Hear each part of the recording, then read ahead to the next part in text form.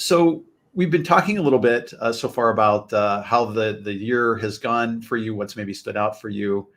We've been through a lot of disruption, and I think with things like AI and large language models, there's been a lot of craziness happening with just tech disruption, but also some of the job disruption that we've talked about so far. What are you looking forward to in 2024? And this is open question for anybody. So whoever unmutes first and wants to talk about it, I'd love to hear from you.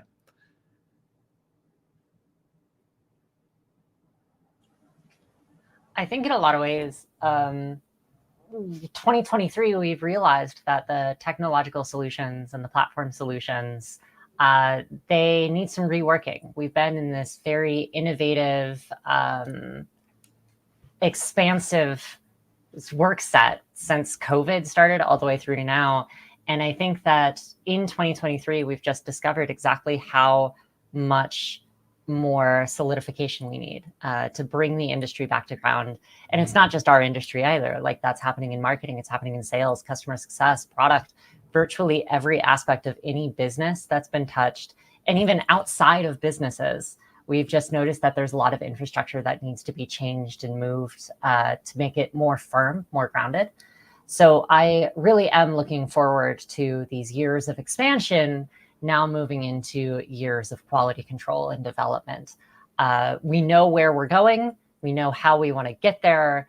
Now we just need to make the current state a little bit more sure going into 2024. So I'm looking forward to that. Like, we had a lot of failure in 2023, and that failure has taught us where we need to ground ourselves.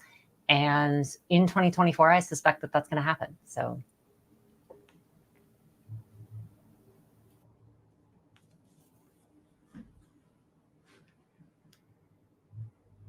I just wanted to give room for anybody else who wanted to jump in on that.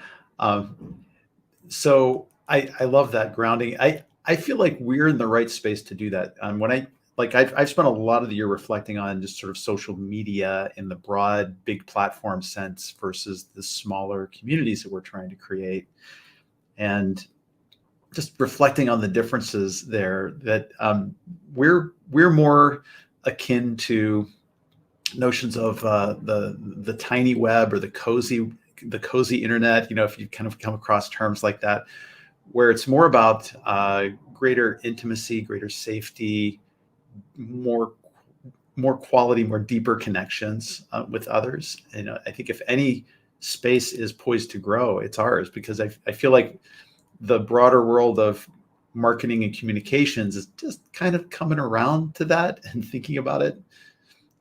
It's definitely been on my mind.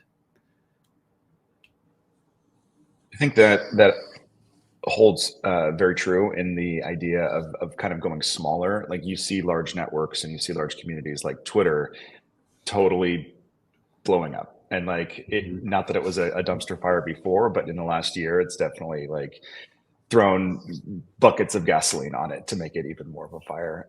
So I think you're starting to see a little bit more cognizant awareness of these smaller communities that you can have a little bit more control over, that you have more specific topics of conversation in that really resonate. And I think overall, you start to see more awareness of that in companies, in individuals, and things like that.